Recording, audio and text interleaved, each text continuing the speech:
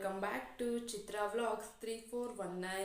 ಇವತ್ತು ನನಗೆ ಒಂದು ಸಿಂಪಲ್ ಆದಂತಹ ಬ್ಯೂಟಿಫುಲ್ ಆದಂತಹ ಹೋಮ್ ರೆಮಿಡಿಯನ್ನು ಹೇಳ್ಕೊಡ್ತಿದ್ದೀನಿ. ಅಂದರೆ ಇದನ್ನು ನಾನು ತುಂಬ ಚಿಕ್ಕ ವಯಸ್ಸಿಂದನೂ ಯೂಸ್ ಮಾಡ್ತಾ ಇದ್ದೀನಿ. PUC ಸೆಕೆಂಡ್ PUC ಡಿಗ್ರಿಲಿ ಸಹ ಇದೊಂದು ಹೋಮ್ ರೆಮಿಡಿಯನ್ನು ಯೂಸ್ ಮಾಡ್ತಾ ಇದ್ದೀನಿ.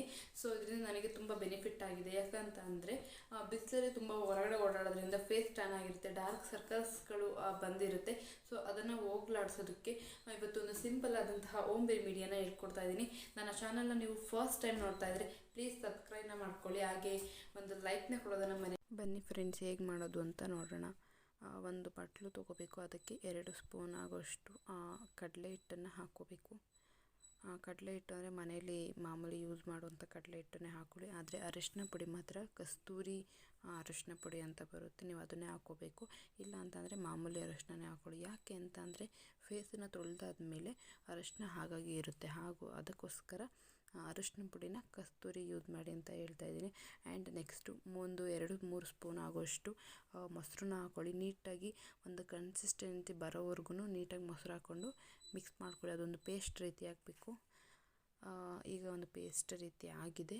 ಇದಕ್ಕೆ 1-2 ಚಿಟಿಕೆಯಷ್ಟು ನಿಂಬೆ ಹಣ್ಣಿನ ರಸ ಇದ್ರೂ ಹಾಕೋಬೋದು. ನನ್ನ ಹತ್ರ ಇಲ್ಲ, ಅದಕ್ಕೆ ನಾನು ಸ್ಕಿಪ್ ಮಾಡಿದ್ದೀನಿ. ಸೊ ಇದಾಗಿದೆ ನೋಡಿ, ಈ ಥರ ಇದೆ. ಇದನ್ನು ಹೆಂಗೆ ಫೇಸ್ಗೆ ಅಪ್ಲೈ ಮಾಡೋದು ನೋಡೋಣ ಬನ್ನಿ.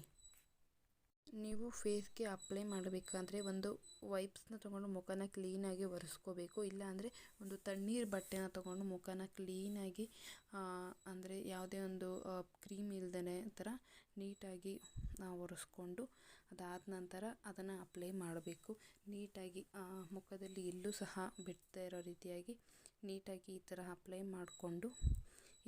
ಮಾಡ್ಕೊಂಡ್ಮೇಲೆ ಉಳ್ಕೊಂಡ್ರೆ ಕೈಗೂ ಸಹ ಹಾಕ್ಕೊಳ್ಳಿ. ನಂದು ಉಳಿದಿದೆ, ಸೊ ಹಂಗಾಗಿ ಕೈಗೂ ಹಾಕ್ಬಿಟ್ಟು ತೋರಿಸ್ತಾ ಇದ್ದೀನಿ. ನೀವು ಇದನ್ನು ಹಾಕ್ಕೊಂಡು 15-20 ಮಿನಿಟ್ಸ್ ಬಿಡಬೇಕು, ಅಂದರೆ ಅದು ಒಣಗಬೇಕು.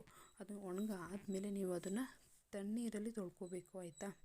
ಸೊ ನೀಟಾಗಿ ಕೈಗೆಲ್ಲ ಹಾಕ್ಕೊಳ್ಳಿ.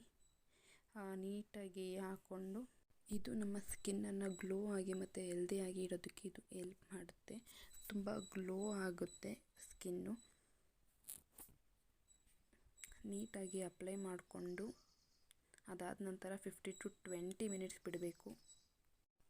ಸೊ 15-20 ಮಿನಿಟ್ಸ್ ಆಯಿತು ನೋಡಿ. ಇಲ್ಲಿ ಉದುರುತ್ತಾ ಇದೆಯಲ್ಲ, ಈ ಥರ ಉದುರಬೇಕು, ಅಂದರೆ ಒಣಗಿಬಿಟ್ಟು ಅದು ಉದುರುತ್ತಾ ಇರೋದು. ಇದು ಈ ಥರ ಒಣಗಾದ್ಮೇಲೆ ನಾವು ಒಂದು ತಣ್ಣೀರಲ್ಲಿ ತೊಳ್ಕೊಬೇಕು. ಇಲ್ಲ ಅಂತ ಅಂದರೆ ಉಗುರು ಬೆಚ್ಚಗಿನ ನೀರಲ್ಲಿ ನಾವು ಮುಖವನ್ನು ತೊಳ್ಕೊಬೇಕು. ತುಂಬ ಸುಡೋ ನೀರಲ್ಲಿ ಯಾವತ್ತೂ ಸಹ ಮುಖವನ್ನು ತೊಳ್ಕೊಳಕ್ಕೆ ಹೋಗಬಾರ್ದು.